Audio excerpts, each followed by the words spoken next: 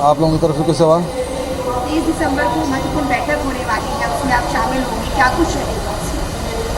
जो अभी AICC ने पिछले समय फैसला किया था, अभी भारत जोड़ो यात्रा है, उसी प्रकार से हाथ जोड़ो यात्रा अभियान चालू किया जाएगा। उसी तैयारी के संदर्भ में बैठक है और फिर अध्यक्ष की अनुमति से और दूसरे विषय भी ले जा सकेंगे। ठीक है।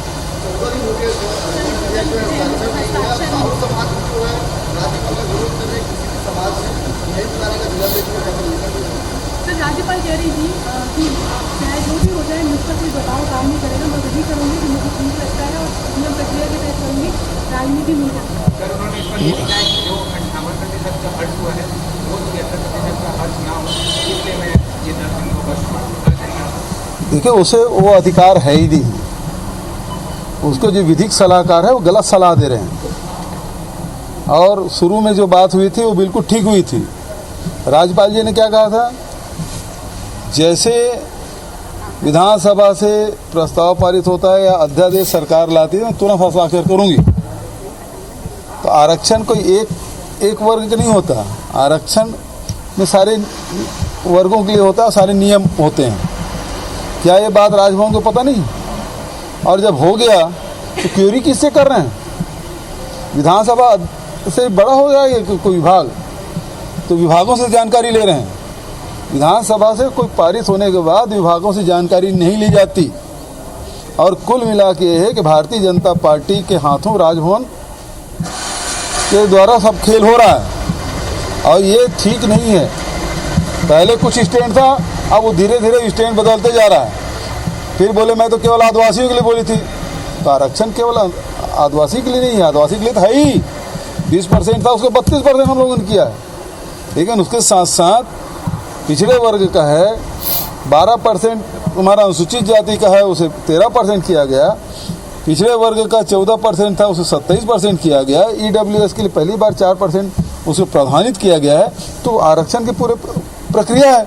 और जब विधानसभा कार्रवाई होती है तो राजभवन सीधा सुनाई देता है, वहाँ स्पीकर लगा रहता है।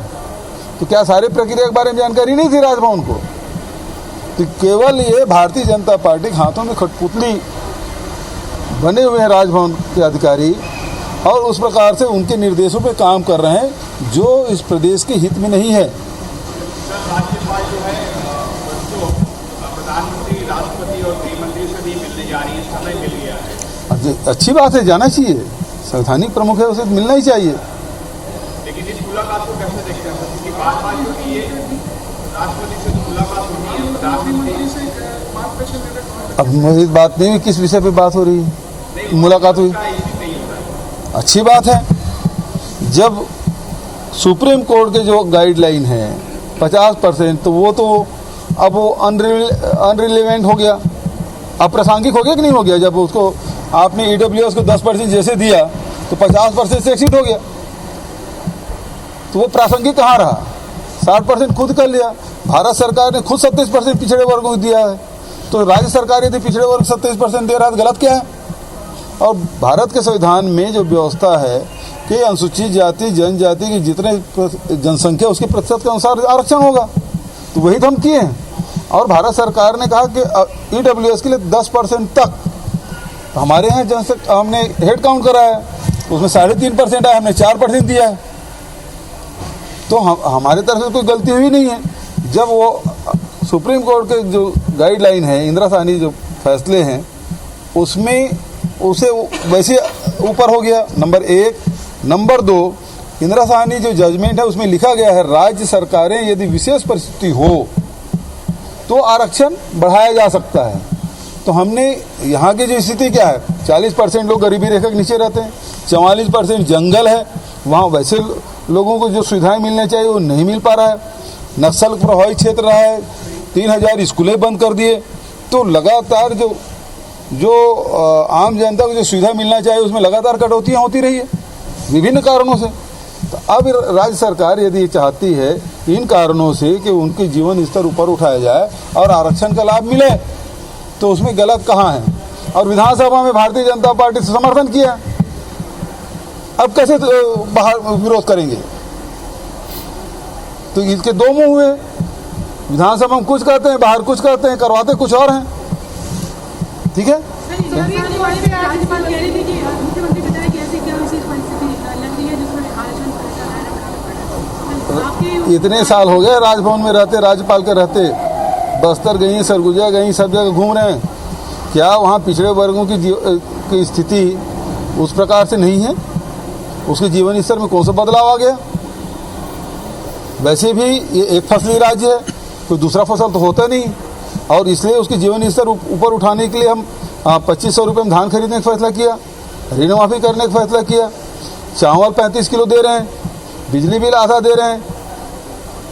तो ये सारी चीज़ें हैं, वो बता रही है चीख चीख के कि हाँ, कि दूसरे प्रदेशों की अपेक्षा इस प्रदेश की स्थिति अलग है। और इस बात को यदि राजभवन ना समझे तो मैं क्या कर सकता हूँ? आरक्षण के मसले पर आज अर्जेंट हियरिंग भी है। शायद बढ़ गया है। 4 साल पूरे हो गए हैं आपके, 4 साल को उपलब्धि बता रहे हैं, तो बीजेपी वाले जो 4 साल में बर्तन बनाने के लिए प्रमुख चीजों पर प्रेस बात बहुत बढ़िया है, अच्छा करना चाहिए और तुलना करनी चाहिए कि 15 साल में वो लोग क्या किए थे और 4 साल में क्या हुआ, वो तुलना कर ले। किसानों को क्या वो 2100 रुपये को वादा किए तो कर पाए? 300 रुपये बोनस हर साल देंगे बोले थे, दे पाए? चावल सबको उपलब्ध हो पाया, राशन सबको उपलब्ध हो पाया था? स्कूल बंद क्यों किए थे वो बताएं। तो ये सब उनको बताना चाहिए। नान में, खदान में, धान में घोटाला क्यों हो वो बताना चाहिए। चिट फंड कंपनियों को पैसा डकार गए और यही लोग सब उसके मुख्य अतिथि थे, वो पैसा कहाँ गया वो बताना चाहिए। हजारों करोड़ रुपया छत्तीसगढ़ से गया, गरीबों का, किसानों का, नौकरी पेशा वाले लोगों, व्यापारियों को पैसा गया चिट फंड कंपनी में, तो बताना चाहिए उनको, बिल्कुल करना चाहिए प्रेस कॉन्फ्रेंस।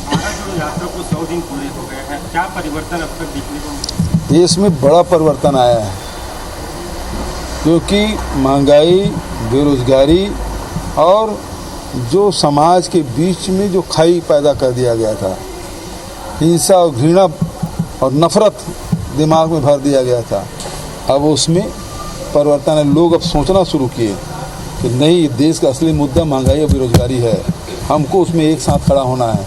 और यही कारण है कि राहुल जी की जो पद यात्रा है, हजारों नहीं, लाखों नहीं, करोड़ों लोग अब तक जुड़ चुके हैं। Thank you.